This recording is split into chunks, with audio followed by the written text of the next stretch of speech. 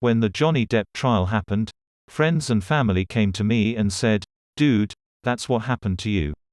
Big difference was I was in jail until the end of my trial, which ended 3 months after I was initially arrested. I remained in jail for 3 months because my bail bond was set at $500,000 and I didn't have the 10% or $50,000 to put down to get out. I was facing 3 felony charges, all enhanced by a gun my ex said I used on her, and that I had beat her up for over 2.5 hours. I was facing over 17 years in prison, all due to her lies. She gave 3 different statements to police within 24 hours, with all 3 being different. In fact, all the deputies in both the jail and the courthouse knew I was innocent, and all called me the guy that was being railroaded by his ex. They would all tell me that all the evidence points to my ex lying, and that it would be just a matter of time before I was released.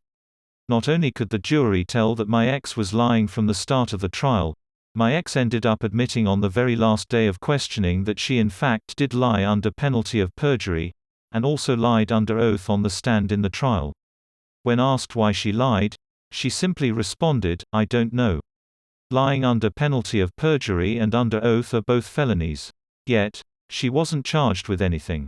Why? Because the district attorney has to be the one to file charges against her, and because they had just lost their case against me, they didn't want to bring up charges against her as that would just be a double slap to their face.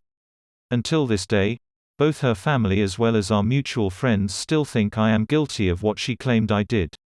And it's because none of them went to the trial. I understand her family siding with her and not believing me.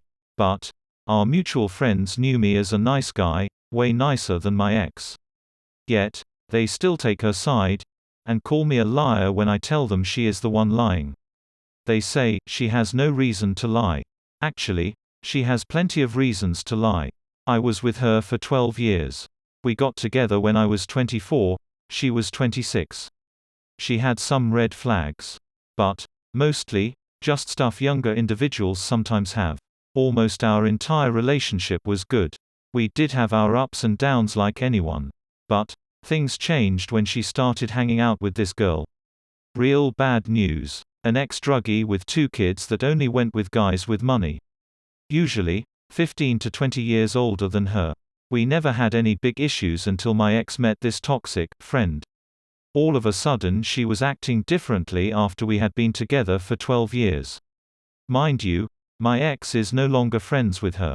During their 2-month-long friendship, my ex cheated on me with multiple guys. I'm pretty confident this girl egged her into doing it. I only found out because she had been using an app that allowed her to have a fake phone number for texting, and I saw her messages. I confronted her. We argued for 30 minutes, and she said she didn't love me anymore because I had gained weight. Yes, I was heavy, but so was she. I'm 5'7" and 230 pounds. She's 5'2" and was also 230 pounds. What an excuse for not loving me anymore, and cheating. Here I was at home taking care of our kids, cooking dinner, while she was out seeing guys in hotels and motels when she said she was hitting the gym. I guess she did get some exercise, sexercise. She ordered me out of the house. I said I needed time to find a place of my own. She said if I fix her car, I could stay a month rent-free. I fixed her wheel hub assembly 4 days after the argument. And the moment I finished, she called the cops, and that's when my time in jail and facing trial started. In one of her statements she stated she didn't call the cops for 4 days because I held her, her mum, and my 2 kids hostage by locking them all inside our house, and that I had destroyed her phone so that she had no way to call the police. And that's when she was caught in a lie. I told my public defender to subpoena her phone and bank records, for they would show she made calls and texts during those 4 days, and that she also had used her debit card at a mall that's almost 50 miles from our home. Also, during 2 of those 4 days she went to work, one of which, she picked up the kids from school, alone. Prior to proving my ex lied, my public defender asked my ex that if she had feared for her and her kids' lives, why did she not go to police when she picked him up from school on the day she was alone with them? She said she had to go back to work. She also made statements that I pistol whipped her with my gun, which may have bruised her forehead. My public defender probed her. So, you went to work 2 of those 4 days, correct? She responded with a simple yes. Then he asks, do you put on makeup when you go to work? Again, she said yes. He then asks, I'm assuming you look in the mirror to put on makeup, correct? She said yes. He finally asks, then how do you not know whether or not you had a bruise on your forehead? At that point she just said, I don't know. She literally had no marks on her, even though she said I had beaten her for over 2.5 hours, threw her to the ground 6 to 8 times, and pistol whipped her across the forehead. The system, at least in the US, caters to women. They will go off on a woman's word alone to arrest and charge a guy. A woman's word alone is taken as fact, and it's up to the guy to provide actual evidence to show she's lying. If I couldn't provide the evidence to prove she was lying, which in turn made her admit that she had been lying, I would be in a state prison right now. She threw away 90% of my things while I was in jail, and I had to start completely over. I'm 39 now, and was 36 when this happened.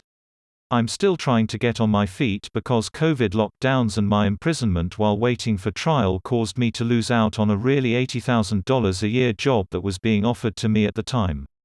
I'm now doing maintenance work for Walmart, where I get treated like garbage, and barely make enough to get by after splitting the rent with a roommate. I can't even make enough to have my own place.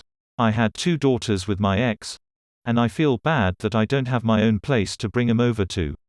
They understand my situation and only care about spending time with me. However, I feel like a loser for not having my own place for them to come to.